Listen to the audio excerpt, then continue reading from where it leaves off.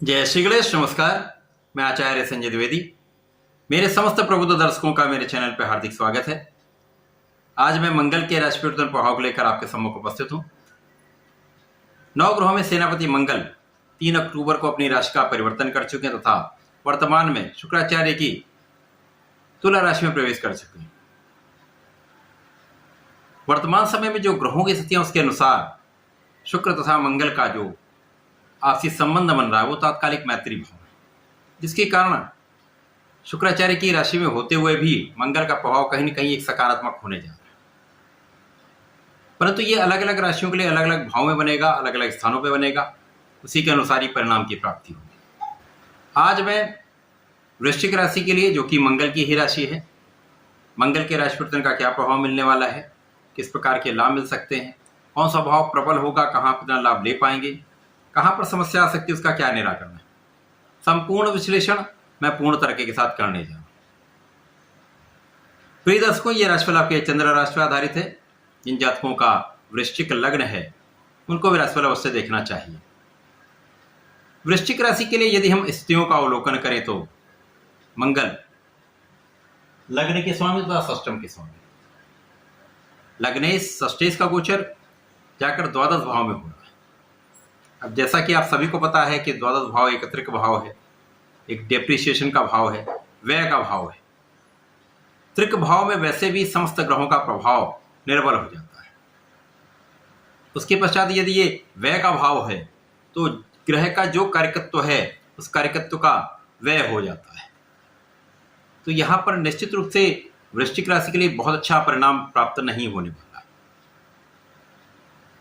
यहाँ पर शुक्राचार्य की राशि में है, बहुत बलवान स्थिति नहीं है, परंतु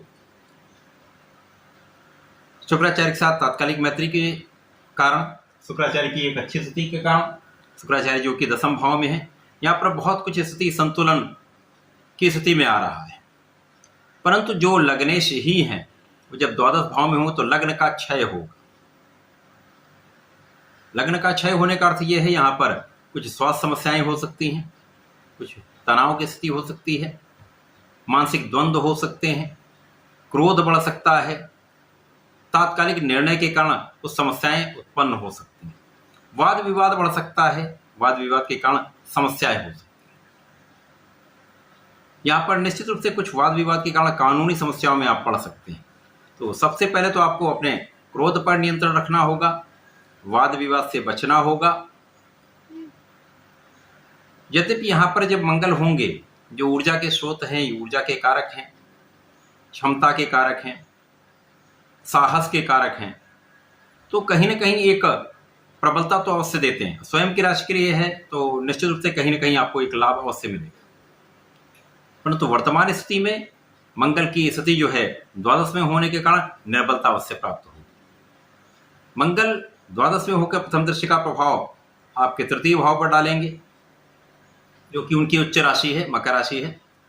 तृतीय भाव जो मंगल का ही भाव है, पराक्रम का भाव, जहां पर मंगल को कार्यकत्व प्राप्त है। तो यहाँ पर शारीरिक मानसिक समस्या होते हुए भी कहीं ना कहीं अपना पूर्ण परिश्रम करने का आप प्रयास करेंगे। यहाँ पर छोटे भाई बहनों का पूर्ण सहयोग प्राप्त होगा, विशेष से यहाँ पर छोटे भाई का पूर्ण सहयोग आपको प्राप्त होने वाला है। अच्छे मित्रों का सहयोग प्राप्त होगा, परिश्रम में आप वृद्धि करने वाले हैं। यद्यपि यहाँ पूर्ण लाभ नहीं मिलेगा, परंतु आप अपने एफर्ट्स करेंगे।